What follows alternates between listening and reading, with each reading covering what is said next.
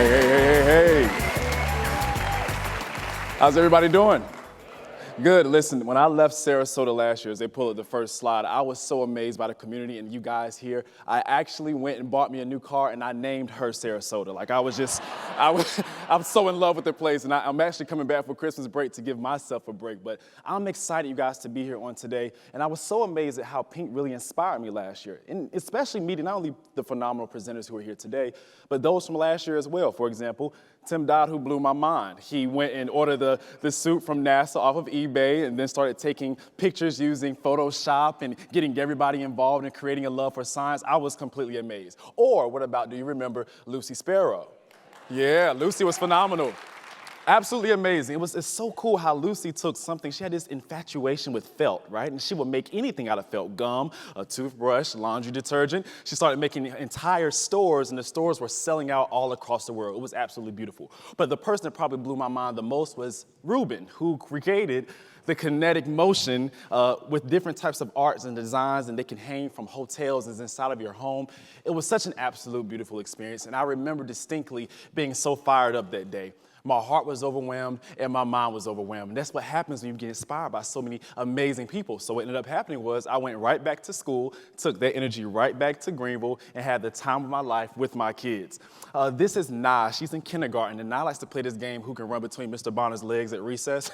But I love her because it gave me the chance and the opportunity to make sure that I understand as an educator and as a human being first, that we have a huge responsibility to our children and a huge responsibility to make sure that we're doing the best by our children. So while I was there, and after being inspired by the amazing people at PINC, I was like, what can I do to make something be even better? Because since PINC, I've probably done almost 40 different keynotes at different states and different school districts. I'm still teaching inside the classroom to this day. Ironically, I have the kids that went to the Ellen DeGeneres show with me. I'm teaching them now, so everybody's just having this amazing time. But I was like, what can I create now that would actually be so phenomenal and so mind-blowing that it would cause a wave to bring the world and society together? So I would love to show you today, which nobody has seen, and the illustrator just sent me all the images back. I finished my very first children's book, and I want you guys to see it. And it's called That.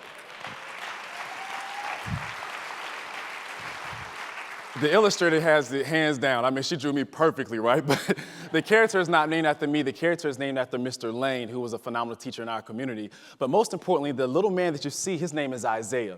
Isaiah is a 7-year-old kid who's going to 2nd grade, and my nephew's name is Isaiah, so I wrote the book after him. And if you ever notice, when somebody has a level of brilliance within them, and you give them a little bit of adversity, most of the time they do not respond well. Sometimes kids have a disruptive behavior. So inside of the book, he goes off because he cannot solve a problem. So Mr. Lane brings all the kids down to the carpet and starts showing them influential characters or individuals inside the world who are actually doing amazing things but had to overcome adversity. For example, Michael Phelps, who is probably the most decorated Olympian that we know, 29 different medals, was bullied for having gigantic ears and the acne on his face, to the point he would wear a cap to school and started doing swimming to get rid of that stress. Or LeBron James, who as an 8-year-old, out of 162 days, he missed 100 days in school, right? So I wanted to create a book to allow children to know that we all deal with adversity, we all deal with problems, but what separates those successful from those that are actually, I guess would say average in lack of better terms, is those that find a way to continually fight through it. But I had to find a way, being inspired by PINC, how can I make it better? So I contacted this company from New Zealand called Quiver. Quiver is an augmented reality company, and they're absolutely phenomenal in everything they do. So they are getting the book now today once I get back to the hotel and send it to them, and they're going to be able to make the characters on the front of the book be able to pop up like so. As you can see, you'll hold the phone or virtual reality goggles to it, and the camera will pop up and images will do that. So I'm extremely excited about this children's book and breaking the mold and finding a way to actually make sure that we're changing education for the better, changing our world for the better, and finding a way to make sure that technology, inspiration, and ideas connect together. But most importantly, I want to give you a very honest story as I'm about to leave the stage in the next 40 seconds. Last year was rough for me, and we're all, well, not last year, last week, excuse me. If you're an educator or know anybody inside of public service, sometimes when you serve other individuals, sometimes you take on their own problems, right? So last week I found myself struggling, but I got to Friday. Every teacher gets excited about Friday. I'm going home, right? I get there Saturday, and I get a call from this man that I work with during the summer. And come to find out, he has some bad news to tell me. So I'm like, okay, what's going on? And come to find out, he tells me that a sweetheart named Autumn, who I used to work with every day during the summertime, who would sit with me on the way to buses, on the way to the pool as we did our science lesson, she actually passed away last Wednesday as her mother came to wake her up. And my heart was completely devastated. From Saturday until Wednesday, I felt my soul and mind completely worn out, and I was tired. But after I got off the plane and saw Mike Cherry yesterday, and I got dropped off to the Aloft Hotel and met Reverend Richard Joyner, who's in North Carolina with me, and then I came to the Opera House and saw the Dream Large staff and the PINC staff, something happened. That heaviness that I was feeling was actually being lifted.